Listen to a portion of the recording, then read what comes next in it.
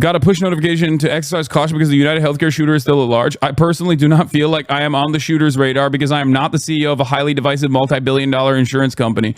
Warning me about a guy who's out there killing billionaires is like warning a dog about phishing scams. I think this is unique. The commentary that I had in the aftermath of the Trump shooting, the first one, is quite similar to this instance. Because in America, normally when people experience some kind of anger or having like a mental health episode or something, they often will go and kill the least protected, most marginalized target. It's rarely ever directed at someone in a position of power. And that is the norm. And as long as that is the norm, we will never get any changes on gun laws. We will never get any changes that actually protect the average Americans. We're actually used to the average American being slaughtered, butchered, senselessly. But this was a directional act of violence. And I think that's the reason why a lot of people in positions of power are fearful. And I think that's the reason why a lot of people are looking at the media coverage over it and going, I don't feel this way. But one thing that has been quite interesting is seeing conservatives also exhibiting the same anger that you normally would hear from leftists online, right? The reception of this story has been quite interesting. Americans from all different walks of life, from all different kinds of backgrounds, different political ideologies